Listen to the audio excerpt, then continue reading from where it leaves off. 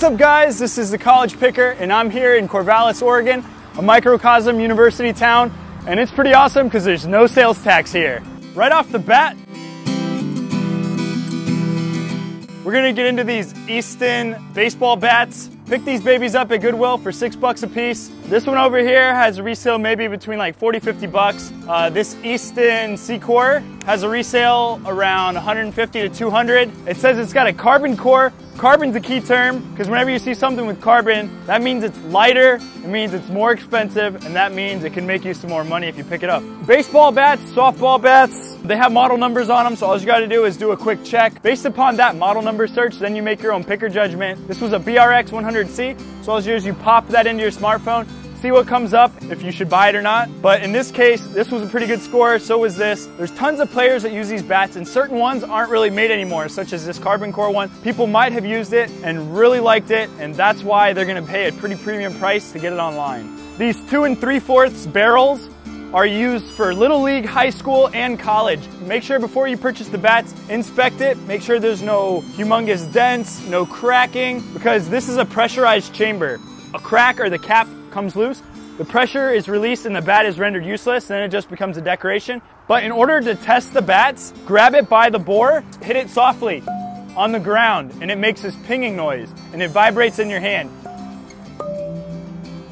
These are still pressurized, ready to go to their end user so he can hit some home runs, and so I can hit some home run profits as well. Got these from a yard sale, Nike Freeze. Pretty good resale value on these. We gotta get them for the right price or they have to be in mint condition. These were pretty beat up, but I tossed them in the wash. Super easy to ship, probably less than 13 ounces. They cleaned up pretty well. Got them for $1 from a yard sale, and they should sell between 30 and 40. Anytime you see these for the right price, you gotta pick them up. 2-person hiking tent, $5 from a yard sale. I'm gonna hang on to this just in case I need to camp outside my car or I wanna go on to an extended hike or bike while I'm on my trip. This is a submersible radio. It's a waterproof floating marine radio, and anything marine is gonna bring you some money. This was $5 from the Goodwill here in Corvallis. Came with the charging cradle, tested, works perfect, and it should bring me between $40 and $50. Got some Brooks walking shoes. A tip from Ethan, these are double wides, so they're gonna fit anybody with really wide feet, so they're super comfortable. They're in really good shape. They were $5. Should bring me between 30 and 40. This is the second baby stroller I've had on this trip. Not as good as the last one I had, which was a Bob Revolution dually. This is a Baby Trend Expedition. Credit must be given, the only reason why I started looking at baby strollers was because of the Bonafide Hustler. He's got a good video on it. If you want to check that out, just click the link in the corner.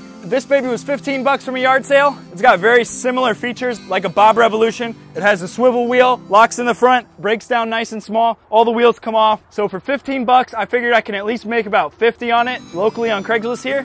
I got this gorgeous like Cruise It hybrid style bike. It's $40 from a yard sale. Not a crazy good brand. It's called Sterling. I've never heard of it, but just the components on it are decent. It works perfect. The frame is immaculate. And for $40, triple crank set, didn't have to do anything to it. That was the selling point for me. I'll be able to get at least 100 to 150 for this on Craigslist.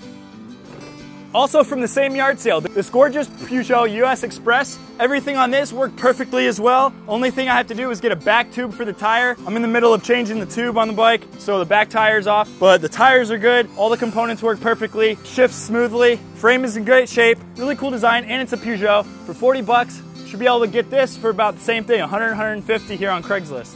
Snagged this off of Craigslist. It was $60. It's a Trek SU200. It's an aluminum frame bicycle. I think I'm solid to flip this baby between 120 to 150. A little room for profit, and I'll be able to have somebody hop on this bike and go riding whenever we want to. Another Trek, this was from a yard sale, also $40. Seems to be the asking price for bikes around here. It's a single track 930, early 90s hardtail Trek. The front fork on it's shot. I got it for 40, should still be able to flip it for at least 100. More shoes, these are Heelys. Have you ever seen kids like gliding across the hallways or in the mall just like rolling on shoes? These are the shoes that they wear. They're called Heelys. These are actually a men's size 10 and they were in beautiful condition. Got these for $3, already got a bid on them for 50. Shoes have been something that I've been flipping a lot on this trip, and if you've ever flipped a pair of shoes, be sure to let me know about it in the comments below.